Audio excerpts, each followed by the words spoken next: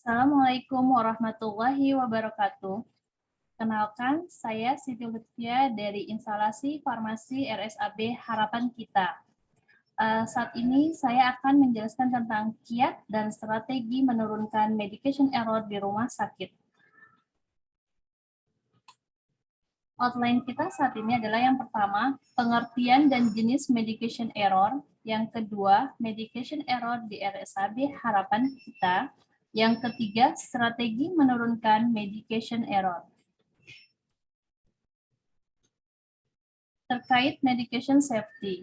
Medication safety mulai menjadi perhatian dunia sejak November tahun 1999 setelah Institute of Medicine melaporkan adanya kejadian yang tidak diharapkan. Pada pasien rawat inap di Amerika sebanyak 44.000 sampai 98.000 orang meninggal karena medication error.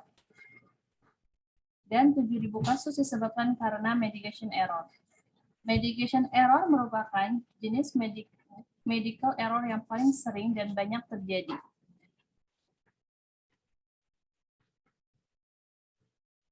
Medication error adalah kejadian yang dapat dihindari, yang dapat menyebabkan atau berakibat pada pelayanan obat yang tidak tepat atau membahayakan pasien sementara obat berada dalam pengawasan tenaga kesehatan atau pasien. Selain itu, definisi dari medication error adalah kejadian yang merugikan pasien akibat pemakaian obat selama penanganan tenaga kesehatan yang sebetulnya dapat dicegah. Di sini kita lihat kategori medication error menurut NCCMap. Ada di sini kategori A sampai I dengan definisinya, serta level tingkatan dari error. Sebagai contoh, kategori A yaitu kejadian yang masih berpotensi akan menyebabkan kecelakaan. Ini levelnya ini belum terjadi error. Yang kategori B, kesalahan telah terjadi namun kesalahan tersebut belum mencapai pada pasien. Ini sudah terjadi error namun tidak berbahaya. Yang kategori C, kesalahan terjadi dan telah mencapai pasien namun tidak mencederai pasien. Ini termasuk tingkatan error namun tidak berbahaya karena ini tidak mencederai pasien. Kategori D, kesalahan terjadi pada pasien dan dibutuhkan pengawasan untuk mencegah cedera pada pasien atau membutuhkan intervensi untuk mencegah cedera atau kecelakaan tersebut. Ini masih sama tingkatannya B sampai D. Yang kategori E, kesalahan terjadi yang berkontribusi terhadap adanya injuri sementara dan dibutuhkan intervensi. Ini sudah termasuk error dan berbahaya. Yang F, kesalahan yang terjadi dapat berkontribusi terhadap adanya injuri sementara pada pasien yang membutuhkan perawatan di rumah sakit dalam waktu lama. Kategori level errornya itu masih error dan harm, berbahaya. Kategori G, kesalahan yang terjadi dapat berkontribusi terhadap adanya kecacatan permanen. Masih sama level errornya, error dan harm. Yang H, kesalahan yang terjadi membutuhkan intervensi yang mampu mempertahankan hidup atau menyelamatkan nyawa pasien. Level errornya masih sama, error dan harm. Dan kategori yang terakhir adalah I, yang menyebabkan kematian kepada pasien. Ini level errornya udah error dan menyebabkan kematian. Sudah di atas tingkat berbahaya lagi. Nah, ini praktek pengobatan yang tidak aman. Termasuk medication error.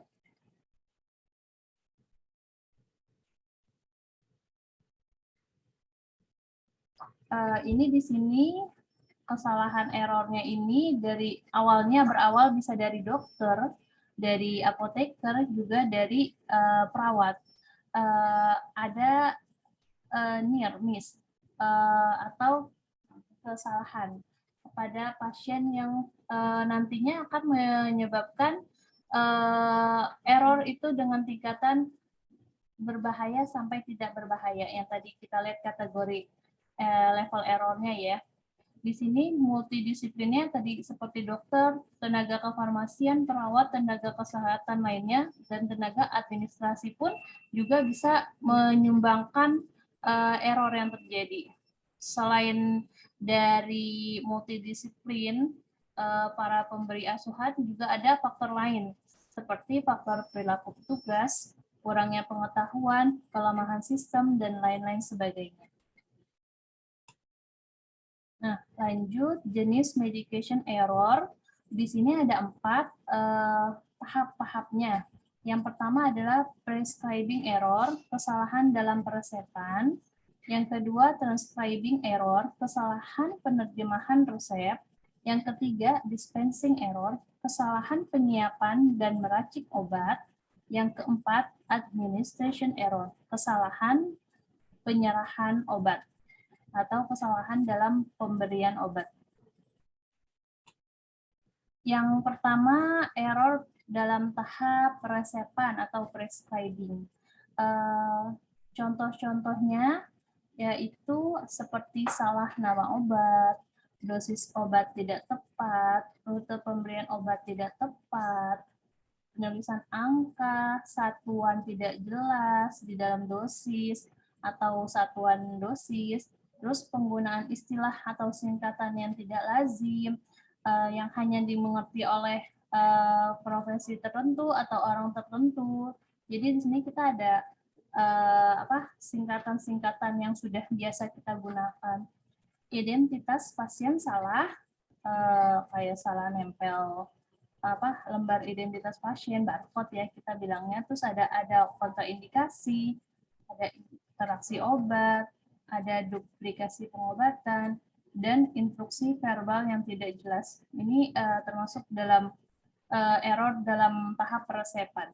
Selanjutnya, transcribing error. Ini terjadi berarti di tenaga kefarmasian ya, karena kan resep yang masuk dari dokter itu masuk ke instalasi farmasi dan dibaca oleh si penerima resep. Salah satu errornya itu contohnya adalah salah membaca resep atau instruksi pengobatan. Misalnya nama obatnya mirip, sound alike, Lassa ya. Seperti Losec dibacanya Lasik, Fludara dibaca Femara. Terus selain itu, selain salah membaca resep, penulisan permintaan obat yang tidak dimengerti. Jadi captopril setengah tablet 25 mg. Nah, ini yang dimaksud sama dokternya dosisnya 12,5 kah atau 25 mg kah? Gitu. Nah, menggunakan singkatan yang tidak dimengerti kayak AZT, ini bisa berarti azidofudin atau azathioprin karena beda ya fungsi dari kedua obat ini. Terus lanjut, error yang berikutnya adalah dispensing error, kesalahan dalam penyiapan dan meracik obat. Ini juga terjadi di instalasi farmasi. Nah, salah satunya adalah salah menghitung dosis. Karena salah membaca resep tadi, lanjut ke tahap dispensing error dalam tahap dispensing ini.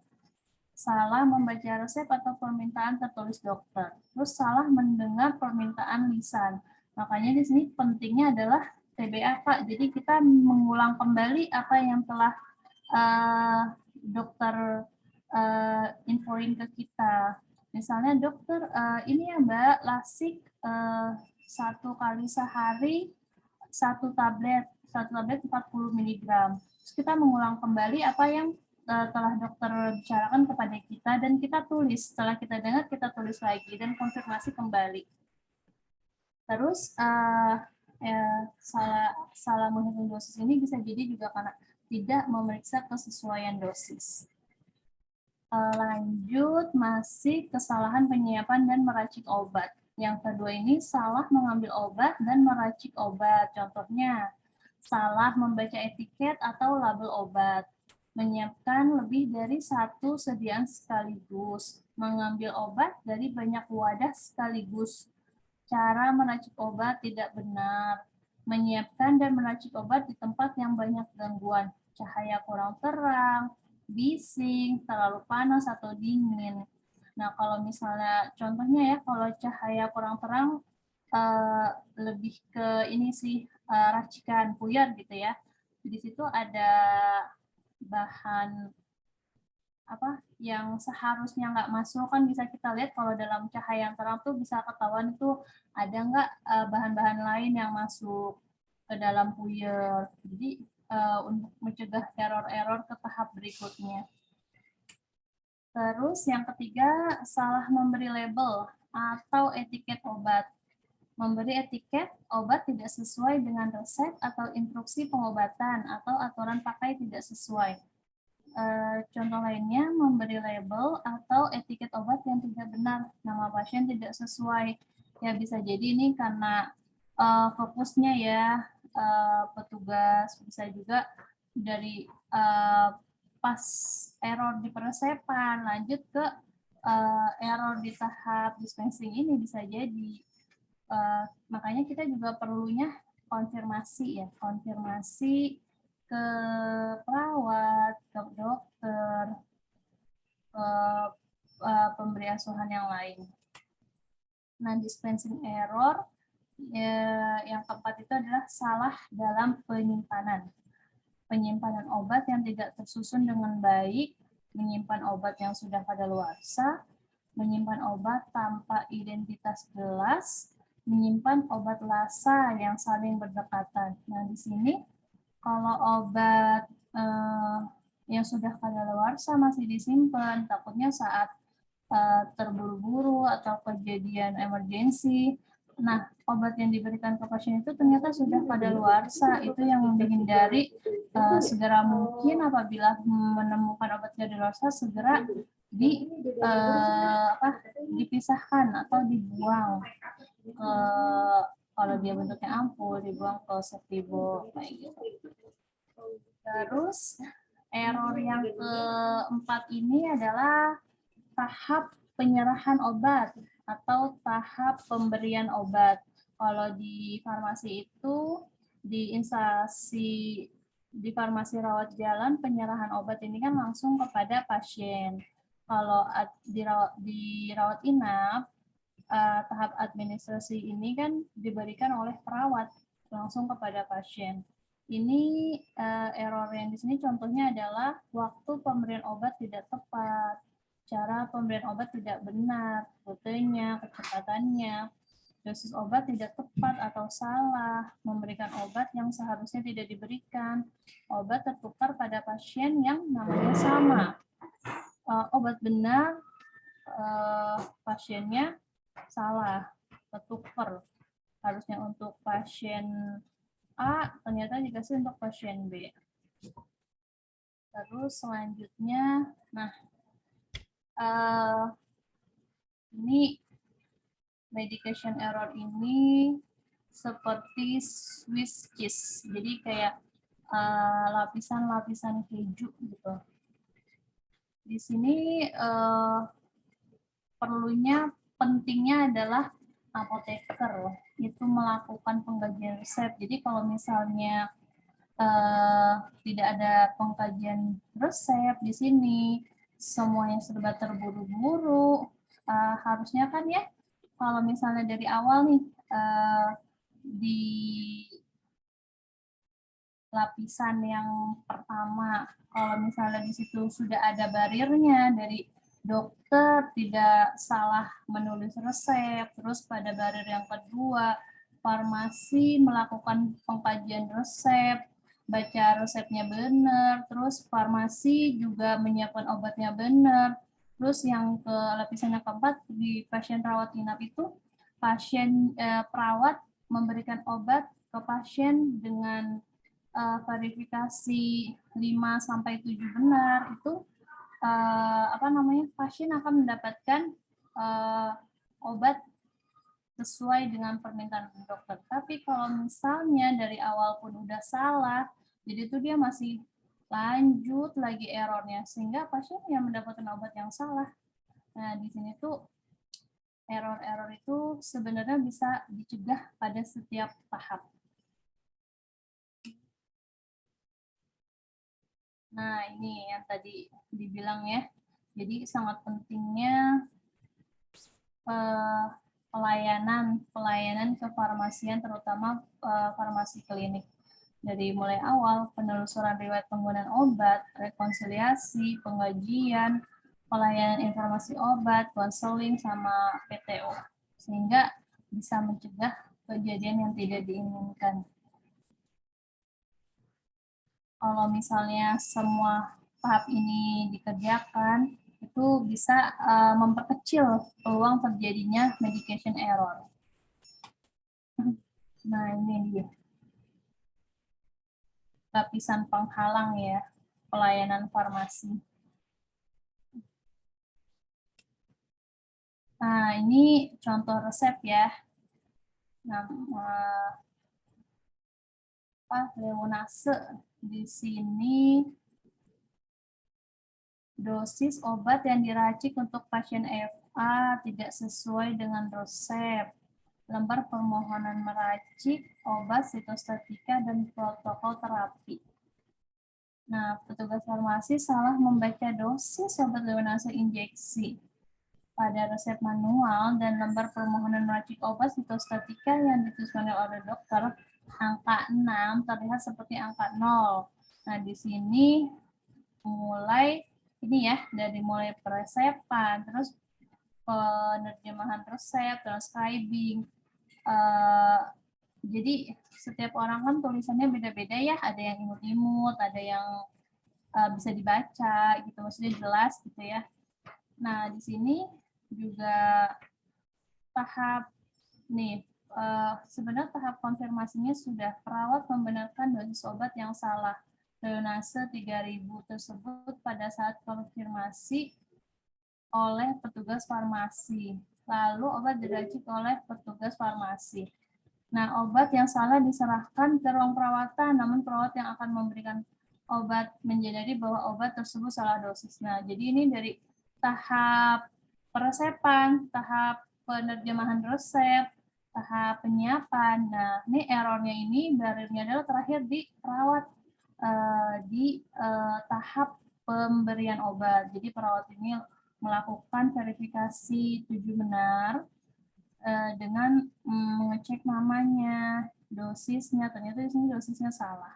Nah, dari sinilah ketahuan bahwa terjadi error karena penulisan yang kurang jelas. Nah, rekomendasi dari error yang telah terjadi untuk selanjutnya adalah melakukan pengkajian resep secara administratif. Nama dokter, tanggal, tanda tangan, paraf dokter, nama pasien, nomor MR, ruang perawatan. Terus farmasetik, nama obat, kekuatan atau dosis, cara pemberian. Yang kedua, melakukan perhitungan kebutuhan dosis terhadap kekuatan obat yang tersedia. Yang ketiga, melakukan double checking terhadap komponen penyiapan pelayanan dispensing, sediaan steril sebelum obat diracik oleh operator. Terus yang keempat, melakukan serah terima obat steril oleh petugas farmasi dengan perawat meliputi demam benar. Nah, ini sebelum obat diberikan kepada petugas ruangan, perlu adanya juga verifikasi juga nih nama pasien sama dosisnya. Jadi nggak cuma hanya nama obat, dosisnya pun perlu ditulis. Selain sebelum pemberian obat kemo tadi ya ke pasien. Jadi ada satu lagi lapisan saat setelah terima obat dari farmasi kepada petugas ruangan. Nah, ini strategi atau langkah dalam menurunkan medication error.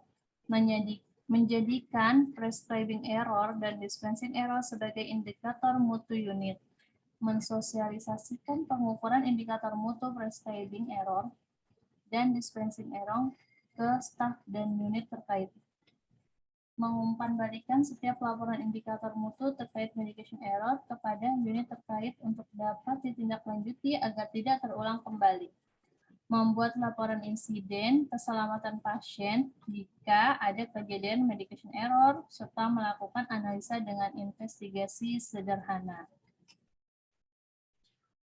Terus adanya dukungan dan perhatian yang sangat besar dari pimpinan atau direktur terhadap capaian dan tindak lanjut kejadian medication error di rumah sakit.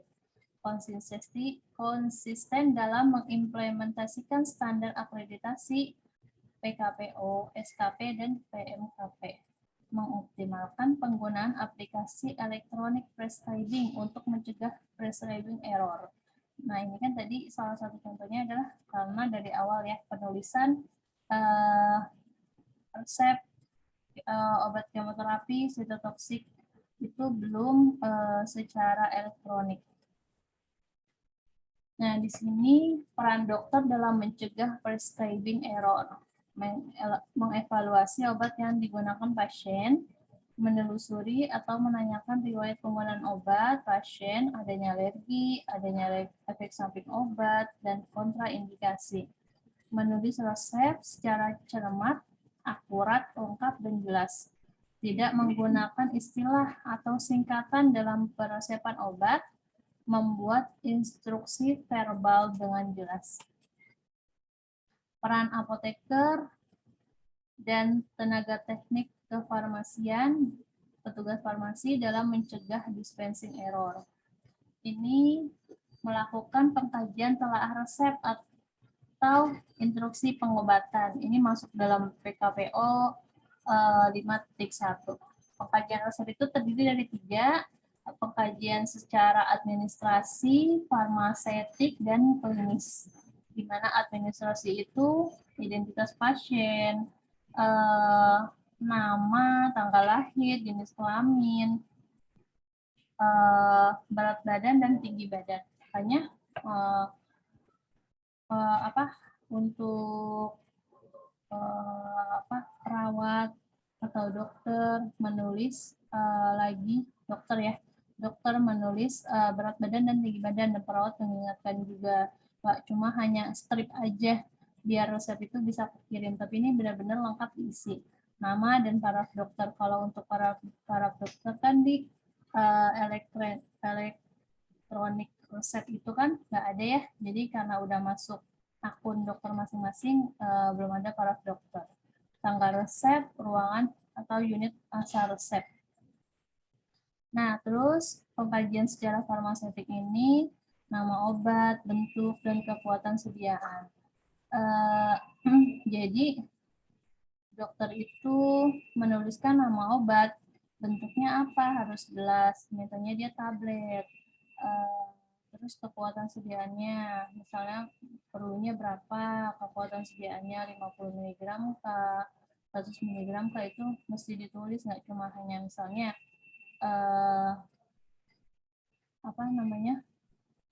misalnya amlodipin itu kan ada amlodipin 5 mg sama 10 mg.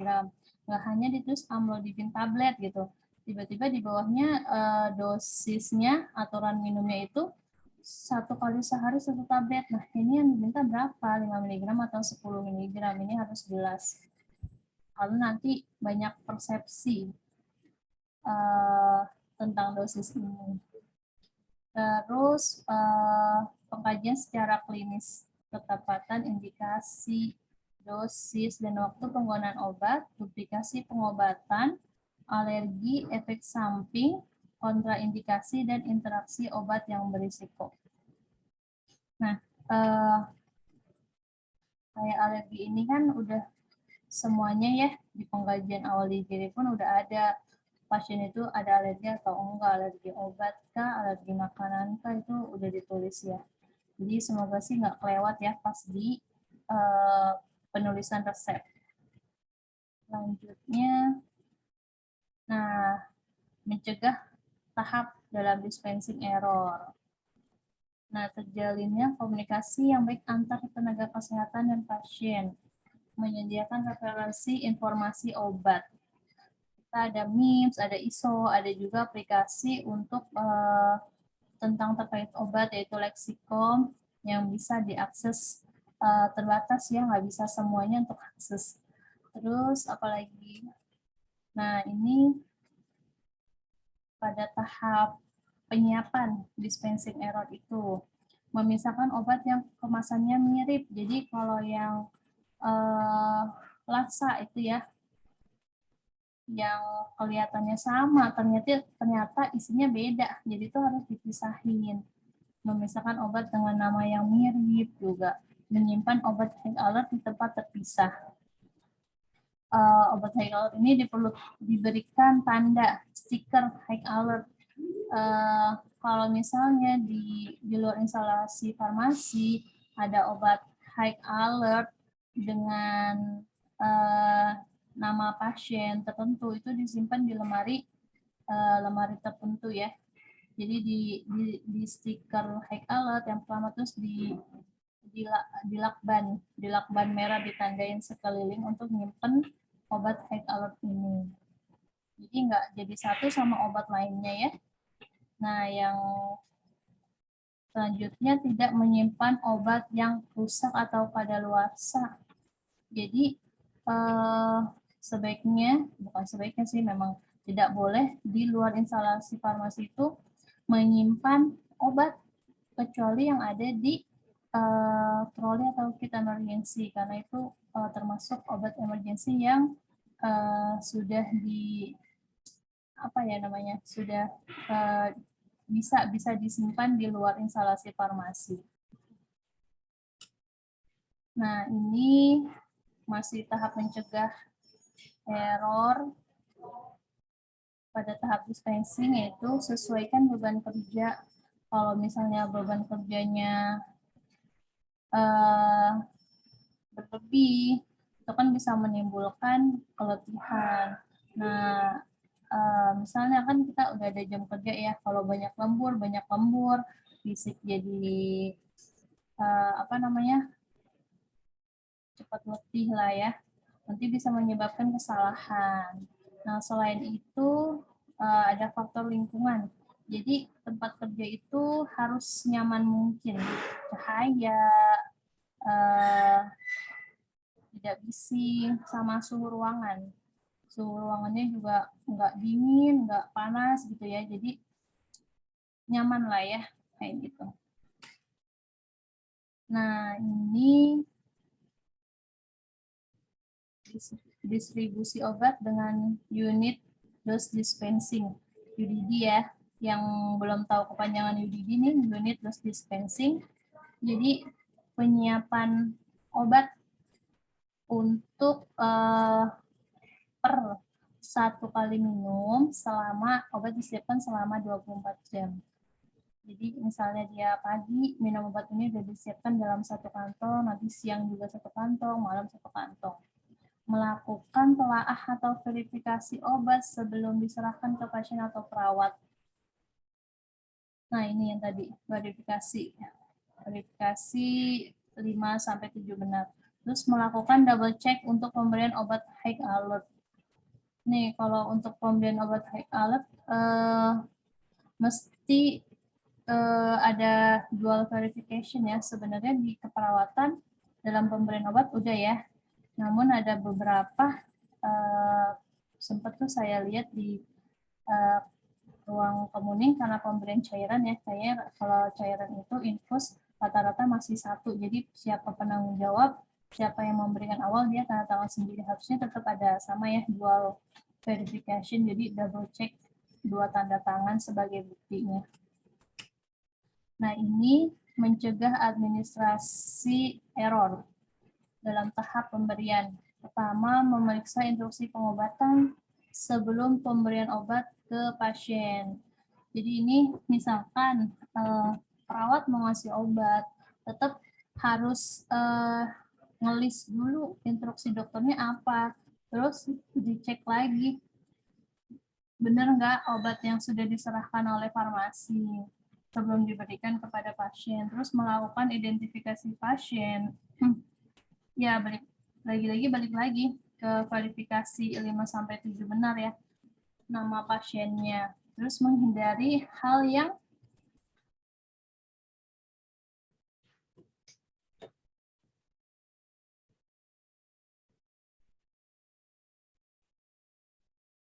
yang meragukan, jadi mesti konfirmasi lagi kepada dokter. Terus memberikan edukasi obat kepada pasien tentang fungsi indikasi dari masing-masing nama obat, terus dosisnya sama aturan pakainya.